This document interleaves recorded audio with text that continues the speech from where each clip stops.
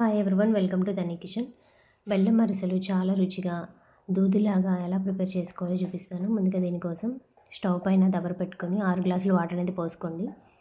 6 గ్లాసులు వాటర్ పోసుకున్న తర్వాత 2 కేజీల బెల్లాన్ని తీసుకొని ఈ విధంగా దంచుకోవాలి. దంచుకున్న బెల్లాన్ని ఈ వాటర్లో వేసుకొని బెల్లం అంతా కూడా కరిగించుకోవాలి. 2 కేజీల బెల్లానికి 3 కేజీల బియ్య పిండిని తీసుకోవాలి. ఫుల్ వీడియో మన ఛానల్లో పోస్ట్ చేస్తున్నాను. ఫుల్ వీడియో యొక్క లింక్ ఈ వీడియో కింద లింక్ చేస్తాను, చూడండి. బెల్లం అంతా కరిగిన తర్వాత నల్లకలు పోవడానికి ఈ విధంగా వడకట్టుకొని సపరేట్గా తీసుకోండి. స్టవ్ పైన మళ్ళీ అదే దబర పెట్టుకొని నీట్గా క్లీన్ చేసుకొని ఆ దబర పెట్టుకోండి. ఇప్పుడు బెల్లం నీళ్ళని వేసి పాకం అనేది ప్రిపేర్ చేసుకోవాలి. ఇలా ముదురు పాకం వచ్చేంత వరకు బెల్లాన్ని బాగా ఉడికించుకోవాలి. ఈ పాకం వచ్చిన తర్వాత యాలకుల పొడి, ఎండు కొబ్బరి తురుము కూడా వేసేసుకొని మొత్తం అంతా కూడా ఒకసారి మిక్స్ చేసుకొని స్టవ్ ఆఫ్ చేసుకొని బియ్యం పిండిని యాడ్ చేసుకోవాలి. 2 కేజీల బెల్లంకి 3 కేజీల బియ్యం పిండి అయితే కరెక్ట్గా సరిపోతుంది.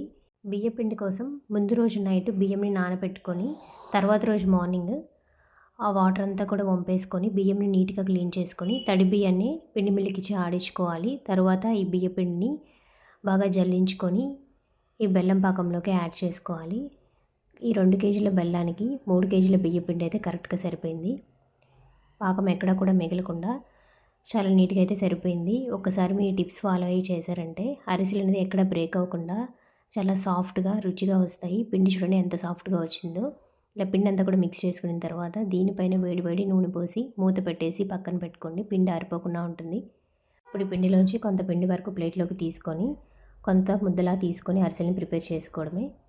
ఆయిల్ బాగా హీట్ అయ్యాక ఇలా చేత్తో అరిసెలన్నీ కూడా చేసుకొని ఆయిల్లోకి వేసుకొని బాగా ఫ్రై చేసుకోండి. చేత్తో అయినా చేసుకోవచ్చు, లేదంటే అరిసెలు చేసుకునే దానిపైన పెట్టి చేసుకోవచ్చు.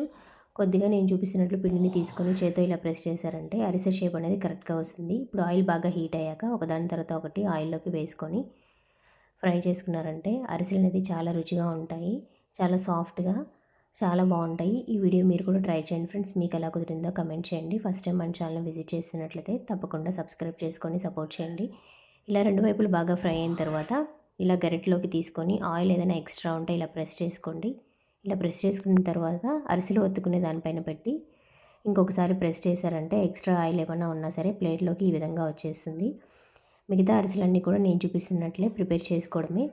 బెల్లం అరిసెలతో పాటు నువ్వుల అరిసెలు కూడా ఎలా ప్రిపేర్ చేసుకోవాలో కూడా ఫుల్ వీడియో మన ఛానల్లో పోస్ట్ చేస్తున్నాను. ఆ లింక్ అనేది వీడియో కింద లింక్ చేస్తాను, చూడండి. ఇలా అంతా కూడా ప్రెస్ చేసుకున్న తర్వాత ఈ అరిసెలన్నీ కూడా ఒక ప్లేట్లోకి పెట్టుకోవడమే. ఈ వీడియోలో అయితే నేను బెల్లం అరిసెలు, నువ్వుల అరిసెలు కూడా ప్రిపేర్ చేసి పెట్టాను. ఒకసారి చూడండి. ఈ వీడియో మీకు నచ్చినట్లయితే ప్లీజ్ లైక్ అండ్ సబ్స్క్రైబ్.